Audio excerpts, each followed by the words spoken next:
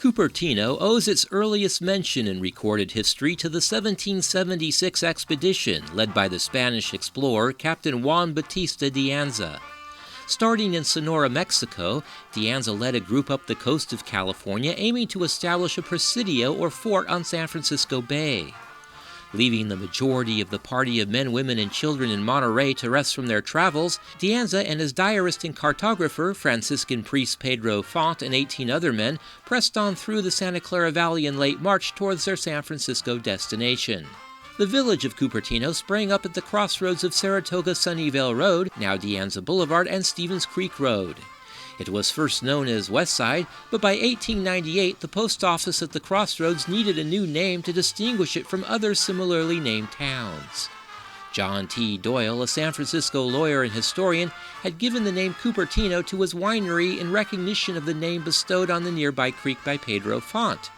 In 1904, the name was applied to the crossroads and to the post office when the Home Union store incorporated under the name the Cupertino Store and moved to the northeast corner of the crossroads.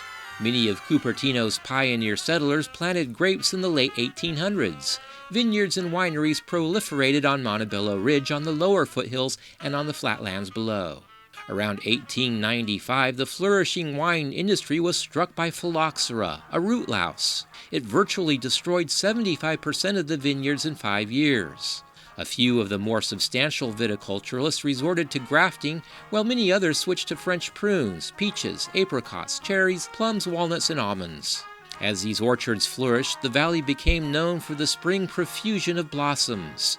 Many more people passed through the Cupertino area, first by electric railway and later by car, to view all the blossoms in the Valley of Heart's Delight. Because of the electric railway, the Monte Vista area of Cupertino developed. Monte Vista was the name of its first housing tract. In the mid-1950s, a group of settlers with large land holdings banded together for a common cause. Their little corner in the Valley of Heart's Delight was surrounded by cities looking for more space to house booming post-war workforces. The west side, with acres of ranches, orchards, and vineyards, was ripe for annexation. Determined to preserve their independence, local leaders waged a year-long hard-fought battle for incorporation. On October 10, 1955, they celebrated victory as Cupertino officially became the 13th city in Santa Clara County. This historic event gave rise not only to a new town, but also to a fledgling community of 1,746 people. As they embraced the challenge of self-government, these early residents began creating an identity and defining the values that would sustain their community for decades to come. After incorporation, Cupertino was quickly caught up in the valley's march toward progress. The pace was swift. In the first 10 years, the town of less than 4 square miles had more than doubled in size, and the population jumped over 500%. Lands once used for agriculture gave way to housing subdivisions. A new stretch of Interstate 280 ran through the city, and de Anza College, encompassing 40 campus buildings, was under construction.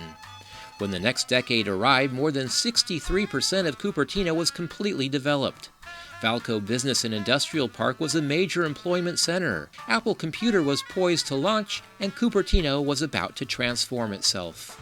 The once rural enclave in the Valley of Heart's Delight would soon become a progressive high-tech hub in Silicon Valley. Amid dramatic landscape and demographic changes, the Cupertino community began to forge a distinctive identity. A number of residents, many descended from local farming families, fought to retain open spaces and urged a balance between development and green areas. Thus, when new housing tracts were built in the city, nearby parks also sprang up. The city's commitment to open space has been constant for over 6 decades. Today, Cupertino maintains 17 neighborhood parks, 4 special-purpose parks, including Blackberry Farm and McClellan Ranch Preserve, numerous youth sport fields, miles of citywide bike paths, and hundreds of hiking trails and protected areas throughout the foothills. Historic and environmentally significant sites such as Stockelmeyer Homestead and Stevens Creek Corridor have been thoughtfully preserved and restored. Nature, also reflected in a canopy of 14,000 street trees, remains rooted in Cupertino's urban landscape. Early Cupertino leaders understood the economic and social value of attracting corporate citizens to their growing city. By the time the 400-acre Valco Industrial Park broke ground in 1966, several large companies and well-known electronics firms had already signed on as tenants. The arrival of big business offered a new and exciting component to the community, and original firms such as Varian Associates, Intersil, and American Microsystems helped Cupertino emerge as a city of the future. The city's image received a significant boost in the late 1970s when Apple Computer established its corporate headquarters in Cupertino and began filling office buildings with its teeming workforce. For more than half of Cupertino's life as a city, Apple has been a prestigious and robust resident. Solid confirmation of the bond between the company and the city came in 2011, when Apple chose to build its 2.8 million square foot state-of-the-art headquarters within Cupertino city limits. As home to many Silicon Valley firms and startups, Cupertino is recognized as a place that prizes innovation in all its forms, innovation that extends beyond business and into all aspects of the community. Besides open space and innovation, the people of Cupertino have always made education a top priority. Long before incorporation, immigrants from France, Italy, and Yugoslavia donated pieces of their property for one-room schoolhouses, beginning with Lincoln Elementary in 1865. At the time of incorporation in 1955, there were 7 schools in the tiny district. 2 years later, the school district was named one of the top 5 in the state. Recognition for the quality of education in Cupertino began early and continues to this day. Students in the elementary and high school districts excel on academic performance tests, with scores consistently ranked in the top tier of the state and the nation. The schools are technologically advanced and receive enormous support from active involved parents and community members.